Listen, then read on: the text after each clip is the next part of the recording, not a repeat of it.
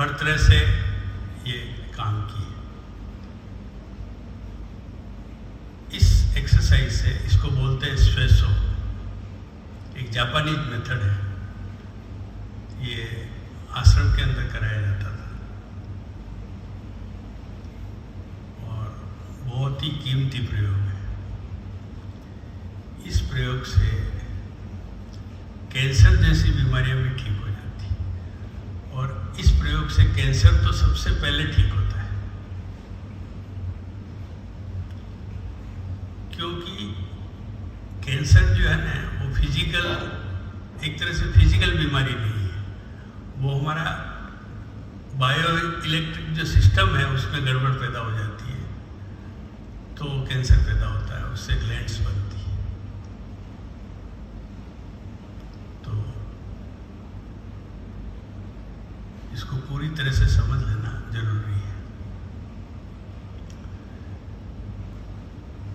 इस प्रक्रिया में शरीर को दो हिस्सों में बांटा जाता है, एक तो लोअर बॉडी और एक अपर बॉडी। लोअर बॉडी जो है वो हमारा कमर से नीचे है और कमर से जो ऊपर का भाग है वो अपर बॉडी। अपर बॉडी को हमारे को लूज रखना है और लोअर बॉडी को हमारे को टाइट रखना है, एकदम टाइट। इसका कारण यह है कि हमारी जो जड़ें हैं वो नीचे है, हमारी जड़ें मजबूत होनी चाहिए। ऐसा कहते हैं कि भाई अभी हमारी जो स्थिति है 7:3 है, उसको उल्टा रिवर्स कर देने का 3:7।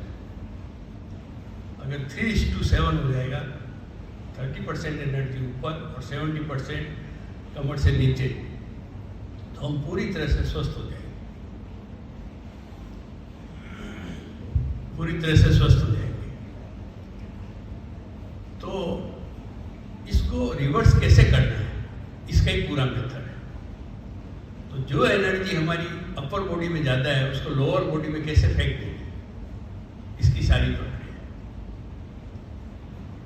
तो अब हमारे को पूछे कि हम कहाँ हैं अभी, तो लगभग 99% हम सिर में होते हैं।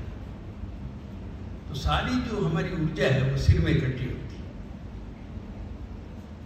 कभी कभी आदमी प्रेम में जाता है तो यहाँ हार्ट में होता है, कभी कभी काम में जाता है तो नीचे सेक्स सेंटर पे होता है। इससे नीचे तो आदमी गए ही नहीं और हमारी जड़ें तो उससे नीचे हैं। तो अब सवाल ये है कि इस एनर्जी को, इस ऊर्जा को हम कमर से नीचे कैसे फेंकते हैं। तो ऊर्जा का एक ऐसा नियम है कि जिस चीज को हम टाइट करें, अब जैसे ये हाथ है, इसको टाइट करें और टाइट करें और टाइट करें और टाइट करें, टाइट करते जाएं, तो सारी ऊर्जा यहाँ इकट्ठी हो जाएगी टाइट करने से। और फिर आदमी जो टाइट करके फिर जैसे 4 ईंट है तो उसको भी फोड़ दे, सारी एनर्जी हाथ में आ गई। तो ऊर्जा का ऐसा नियम है कि जिस चीज़ को टाइट करो वहाँ ऊर्जा बहनी शुरू हो जाती है। टाइट करके लूज कर दो, तो जितना टाइट करेंगे उतनी ऊर्जा वहाँ बहनी शुरू हो जाएगी। तो इस प्रयोग में भी ऐसा ही है, कमर से नीचे के भाग को बिल्कुल टाइट कर देना। जितना टाइट रखेंगे उतना एनर्जी नीचे जाएगी। तो कमर से नीचे के भाग को टाइट करके फिर जो ध्यान है वो नाभि के अंदर रखना है और फिर दोनों हाथों को स्विंग करना है। तो और वो आधा घंटे तक करना है। आधा घंटे करने से ये सारी एनर्जी ऊपर से कमर से नीचे चली जाएगी। ये मैं प्रयोग करके आपको बताता हूँ।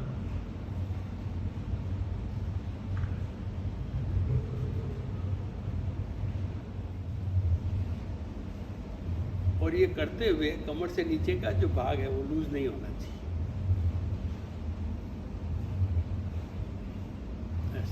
ऐसा स्विंग करना।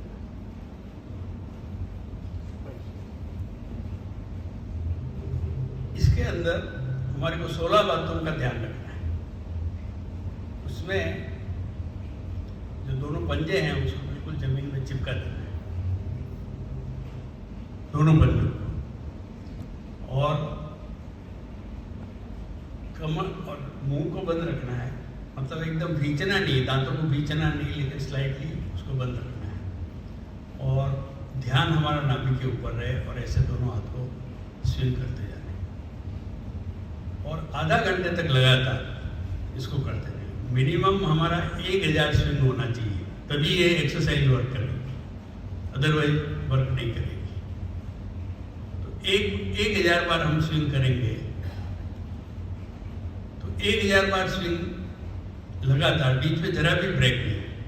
1 मिनट में 45 टाइम्स स्विंग होता है, तो 10 मिनट में 450 होता है, 20 मिनट में 900 होगा। मतलब लगभग हमारे को 25 मिनट 30 मिनट कर सकते।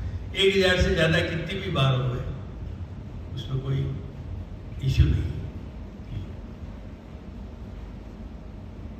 तो हमारी जो पूरी बॉडी है वो 3:7 हो जाएगी, मतलब 30% ऊपर और 70% नीचे, और हम स्वस्थ हो जाएंगे। अगर किसी को कैंसर हो गया है, जापान में एक व्यक्ति ने तो डेलिबरेटली कैंसर पैदा किया, वो स्वेसो की बुक के अंदर लिखा है, और कितने ही लोग कैंसर से ठीक हुए। मैंने भी 2-3 लोगों को ये एक्सरसाइज के लिए बोला, 2-3 लोग बिल्कुल कंप्लीटली क्योर हो गए। एक को लीवर का कैंसर था भरूच में, कोई उसने कंटिन्यूस 6 महीने तक किया, उसको कोई बिल्कुल नॉर्मल हो गया, खाली इसी एक्सरसाइज से। इतनी ये इफेक्टिव एक्सरसाइज है, लेकिन इसको इसी मतलब परफेक्ट ढंग से करनी पड़ती है, क्योंकि कमर से नीचे का भाग अगर लूज हो जाए और आप स्विंग करो तो इसका कोई इफेक्ट नहीं पड़ेगा।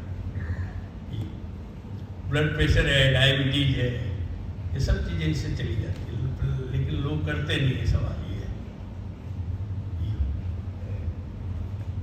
आंखों की डिजीज है, सीरोसिस ऑफ द लीवर है, किडनी डिजीज है, आई डिजीज है, स्टोमक की जितनी भी तकलीफें हैं वो सब है।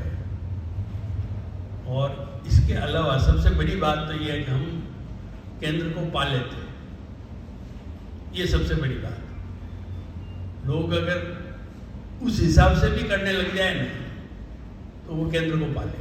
ये सबसे इजीएस्ट मेथड है केंद्र को पाने का, क्योंकि ध्यान हमारे का नाभि के अंदर रहना चाहिए, और जैसे जो नाभि है हब ऑफ द व्हील है जैसे, और उसके ऊपर पूरा बॉडी जैसे स्विंग हो रहा है ऐसा, उसको पूरा हब बना लेने का। भी सबके ऊपर पूरा ऐसा मतलब इमेजिन करना है कि सबके ऊपर हमारा पूरा बॉडी स्विंग हो रहा है, तो भी हम सेंटर को पालें।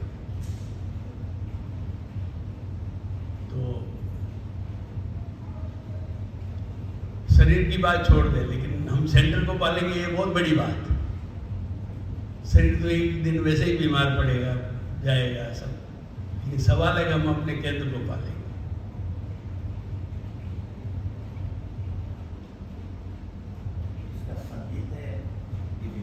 बिना संगीत और खाली पेट करना है।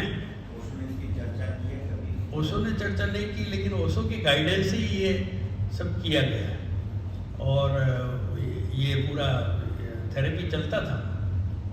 उसके पास, मेरे पास आश्रम की बुक है स्वेसो की,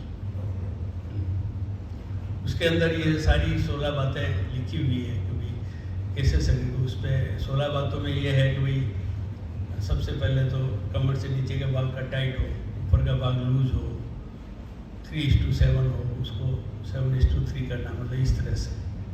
और दोनों पंजों को जमीन में धंसा देना है, और नाभि पे सेंटर्ड होना है, और नाभि को हब बना देना है, और पूरा बॉडी को स्विंग करना है। ये सारी 16 बातें हैं। उसकी अगर आपको लिस्ट चाहिए तो मैं बोली दे दूँगा ये क्या क्या 16 बातें हैं, उस हिसाब से।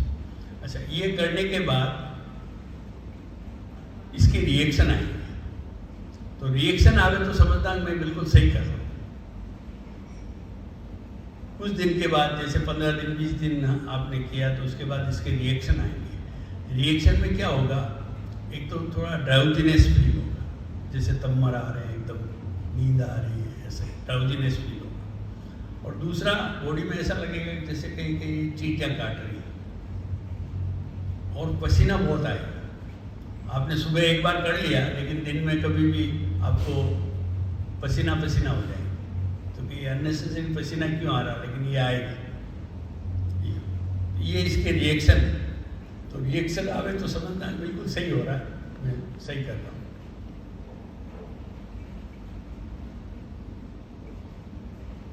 विशेष